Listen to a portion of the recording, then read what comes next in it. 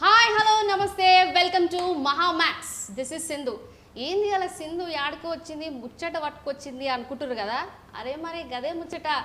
అయితే బహిర్భూమి అని చెప్పేసి చాలా రోజులైతుంది మన నోయల్ సార్ని కలవక. మరి ఇంకా లేట్ చేయకుండా ఇంకా వాళ్ళ దగ్గరికి వెళ్ళి ముచ్చట్లు అయితే పెట్టేద్దాం. హరి సార్, నమస్తే సార్. ఎట్లున్నావు సింధు? సార్ మస్తు థ్యాంక్ యూ సో మచ్. నమస్తే మేడం, మంచిగా ఉన్నారా? నమస్తే, చాలా బాగుంది. మస్తు అగుపడుతున్నారు మీరు, మంచిగా ఉన్నారు. Thank you. అంటే స్క్రీన్లో చూసుడు వేరుంటుంది, బయట చూసుడుగా వేరుంటుంది. అంటే చూసుడులో ప్రాబ్లం, అది ఎందులో ప్రాబ్లం మరి? అంటే రెండు విధంగా ఉంటాయి సార్. ఓకే. అంటే మంచిగా కొడుతున్నారు, మంచిగా ఉన్నారు, బ్యూటిఫుల్. Thank you.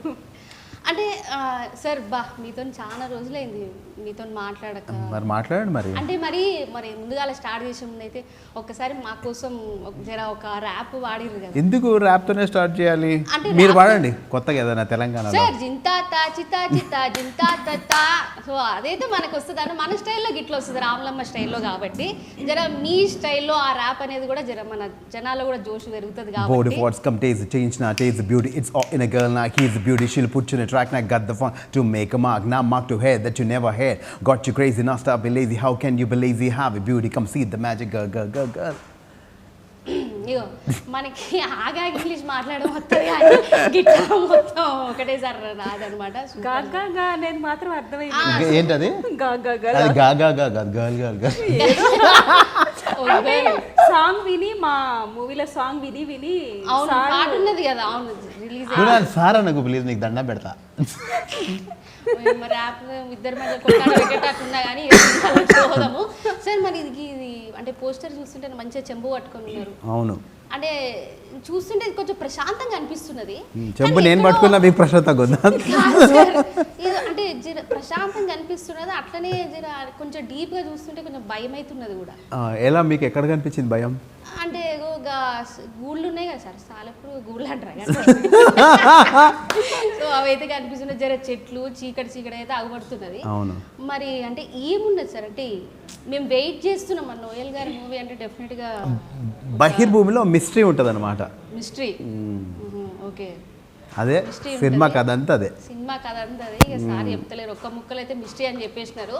సరే ఇక అయితే మా రిషిత అంటే నాకు ఒకటి గుర్తొచ్చింది, మీ పేరు రిషిత అంటే. గుళ్ళో ఉంటది దేవత, ఈ సినిమాలో ఉన్నది మా రిషిత. బా సూపర్ కదా, సూపర్ అసలు. అంటే ఇప్పుడు ఐడియా ఎక్కడ కాపీ కొట్టండి?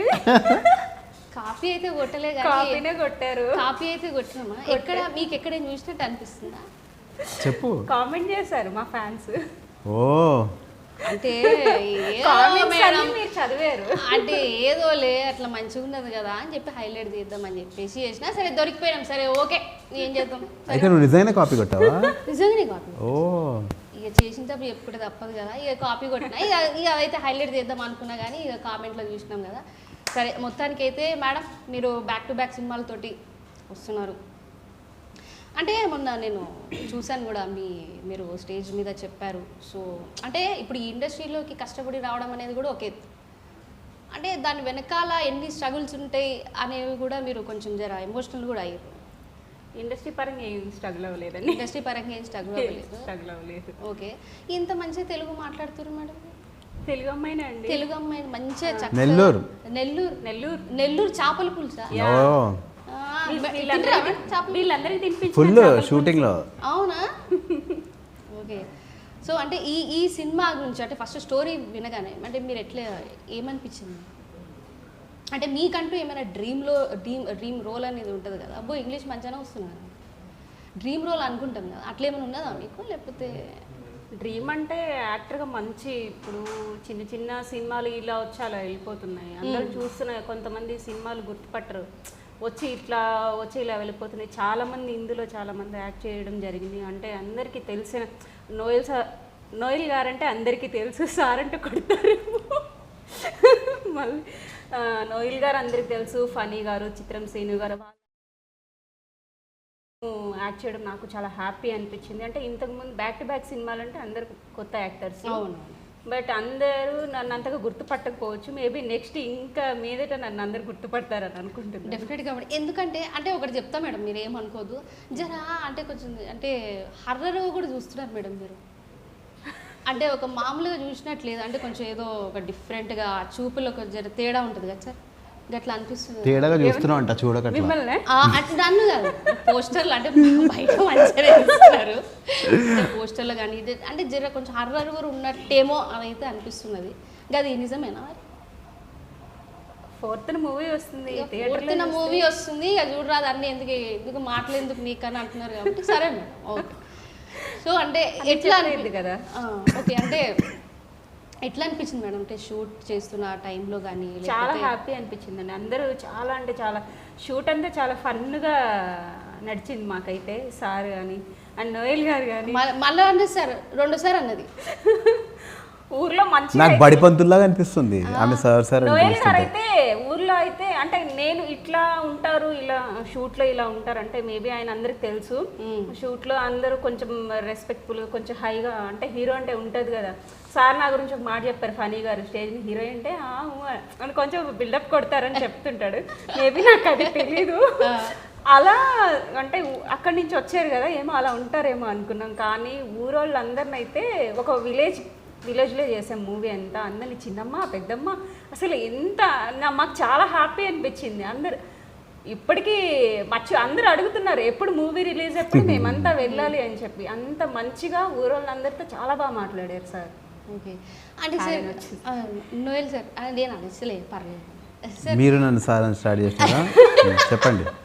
ఇక తప్పనిసరి ఇక చాలా అనాలి కదా.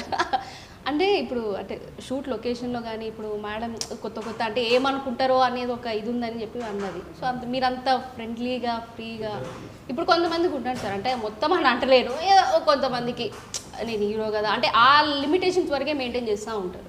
సో మీరు అట్లా అందరి అయితే ఎక్కడ లేదండి, ఎవరిని అడిగినా సెట్లో అందరు చెప్తారు నోయల్ గారి గురించి. మీ వాళ్ళ తరపు నేనే చెప్పేస్తున్నా. అందరితో చాలా అంటే చాలా మంచిగా ఉన్నారు సెట్లో. వాళ్ళతే కాదు బయట ఎవరు వచ్చి సెల్ఫీ అడిగినా కానీ రండి పెద్దమ్మ రండి ఇట్లా నాకైతే చాలా మంచిగా అనిపించేది. అట్లా పిలిచినప్పుడల్లా చాలా అంటే చాలా బాగున్నారు అనమాట. ఓకే, అంటే సార్ ఇంకా ఈ మూవీ గురించి ఏమైనా చెప్పండి సార్. ఇంకా అంటే మీరు మాట్లాడితే జర వినాలని ఉంది, చాలా రోజులు అయిపోయింది మీరు మాట్లాడడం వినక. మూవీ యాక్చువల్లీ 2 ప్లాట్స్ ఉంటాయి యాక్చువల్లీ. ఒకటి పైన కనిపించడానికి ఒక లవ్ స్టోరీ అవుతూ ఉన్నా బ్యాక్గ్రౌండ్ మెయిన్ ప్లాట్ వేరుంటుంది. అది క్లైమాక్స్లో 2 ఎలా కొలైడ్ అవుతాయి అనేది చాలా ఇంట్రెస్టింగ్ పాయింట్. అండ్ తన క్యారెక్టర్ కూడా చాలా చాలా బాగుంటుంది. అండ్ ఈ మూవీలో నాకు పాటలు చాలా ఇష్టం ఎస్పెషలీ. అసలు ఎంత ఇష్టం అంటే అంత ఇష్టం నాకు అజయ్ భయ్య కుమ్మేశారు. Is very very talented. ఆయనకి ఈ సినిమాతో చాలా మంచి బ్రేక్ రావాలని మనస్ఫూర్తిగా కోరుకుంటున్నాను. ఈ సినిమాలో 4 సాంగ్స్ ఉన్నాయి, 4 నాకు చాలా they are my favourites. So అలా అంటే చాలా హైలైట్స్ ఉన్నాయి సినిమాకి. అండ్ రామ్ ప్రసాద్ గారిది ఫస్ట్ సినిమా ఇది, అయినా అలా అనిపించదు. He is done a good job. And నాకు బేసిక్గా నేను ప్రవీణ్ భయ్య అండ్ అజయ్ గారు ఒక సినిమా చేయాలి, అది కుదరలేదు. కానీ సమ్హౌ వి ఆల్ ఈ ప్రాజెక్ట్కి మళ్ళీ వర్క్ చేయడం నాకు చాలా హ్యాపీగా ఉంది. అండ్ చెప్పినట్టు ఈ మూవీలో ప్లస్ అంటే ఫస్ట్ నాకు మూవీ పాటలే అనిపిస్తాయి. చాలా చాలా నచ్చాయి నాకు సాంగ్స్ అయితే. అంటే మేడం మరి ఇప్పుడు 4th రిలీజ్ అవబోతున్నది బహిర్భూమి.